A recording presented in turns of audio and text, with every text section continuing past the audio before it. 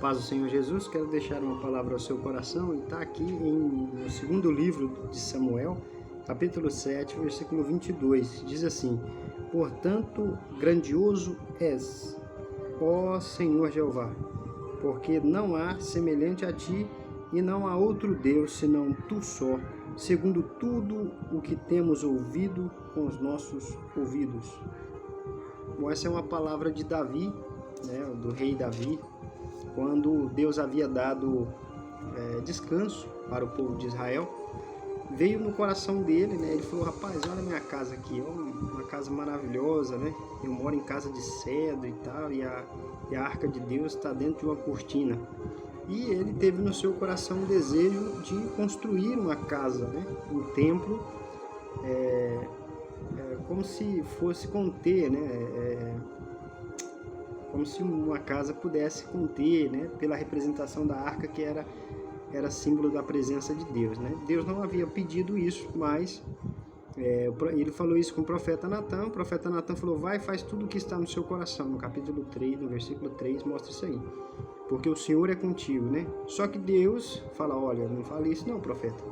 Volta lá e fala para ele que ele não vai habitar, ele não vai construir essa casa não, que a mão dele é cheia de sangue, ele era um guerreiro, tinha matado muitas pessoas em batalha, pessoas que eram incircuncisas, não tinham compromisso com Deus, e Deus então não permite, diz que o sucessor dele, ele iria ter essa responsabilidade de construir, e foi o seu filho Salomão. Então Davi, ele não podia construir, mas ele praticamente conseguiu todos os materiais possíveis, E ele então estocou ouro, prata, E se a gente observar depois, esse templo era esplendoroso, era algo fantástico, maravilhoso, que o povo de Israel desfrutou por longo tempo, até que ele fosse destruído quando Nabucodonosor invade Jerusalém.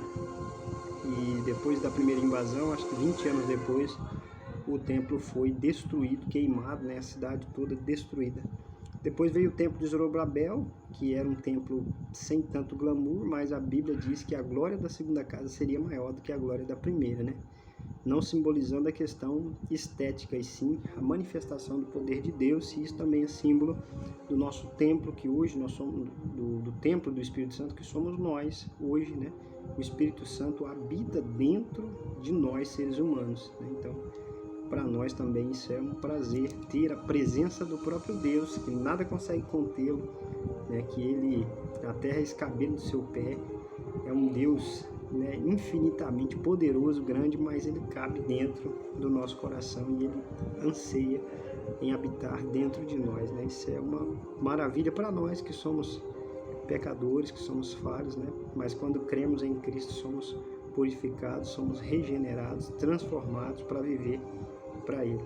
Quando nós observamos essa fala aqui, esse capítulo de uma forma geral, Deus fala que confirma, que chamou ele lá de trás das ovelhas malhadas e tal, que tinha um chamado específico para ele, para ser rei de Israel, E interessante que ele diz que no versículo 16, porém a tua casa e o teu reino serão firmados para sempre diante de ti, teu trono será firme para sempre. Então, através da linhagem de Davi, Deus diz, que o trono dele seria firmado para sempre, porque Jesus Cristo veio e ele é o rei dos reis, e ele é filho de Davi, a descendência de Davi, que é de Judá, Então, essa dinastia, se a gente observar o reino norte, que era em Samaria, teve várias dinastias, vários reis diferentes, mas os da tribo de Judá não. Os judeus permaneceram ali, mesmo no exílio, eles se manteram, Deus manteve a linhagem deles, sem se perder, até que viesse Jesus Cristo e cumprisse essa promessa, porque ele é rei eterno, nosso Senhor Jesus. Então ele diz, ele enaltece grandemente Deus, ele fala várias coisas aqui, agradece a Deus, pela bondade, pela misericórdia, pelo amor que Deus dispensou a ele, mas evidentemente ele tinha um coração voltado para Deus, Então a Bíblia diz que ele era um homem segundo o coração de Deus, por causa da atitude dele, né, em ansiar pela presença de Deus e não inventar. Quando ele pecava, ele falhava, ele se voltava para Deus, né? Infelizmente ele não soube administrar bem a sua casa, né? Os seus filhos, ele teve problemas na sua família, né? Inúmeros problemas, talvez por falta dele administrar melhor isso. Mas com a intimidade com Deus, ele tinha um coração bem sincero, temente a Deus, né, e voltado para Deus, apesar dos defeitos dele. Ele diz assim: portanto, grandioso és, ó Senhor Jeová, porque não há semelhante a ti, e não há outro Deus, senão tu só, segundo tudo que temos ouvido com os nossos ouvidos. Davi, ele pôde entender que Deus era de fato Deus e que havia se revelado a ele de uma forma poderosa.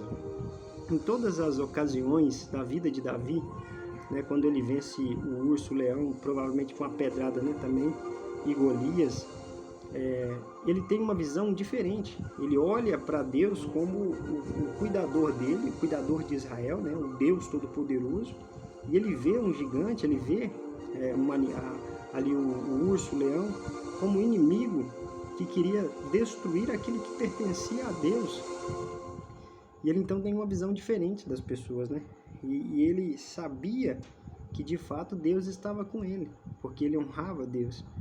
Então, apesar, né, de ser praticamente rejeitado dentro da sua família, ele não deixou que isso o fizesse uma pessoa amarga, mas ele buscou essa paternidade, né, essa aceitabilidade, adorando a Deus, buscando, se voltando para Deus, né? Isso é extremamente importante. E ele diz que grandioso é o Senhor Jeová e que não existe outro Deus semelhante a ele, né? E não existe outro senão somente o Deus Todo-Poderoso, ao qual ele servia, segundo tudo que temos ouvido com os nossos ouvidos, né? Então ele adora a Deus e agradece por esse privilégio de ser, né, de ter a sua casa, o seu reino estabelecido, e que da descendência dele veio o próprio Jesus, o Salvador do mundo. Que Deus abençoe grandemente a sua vida.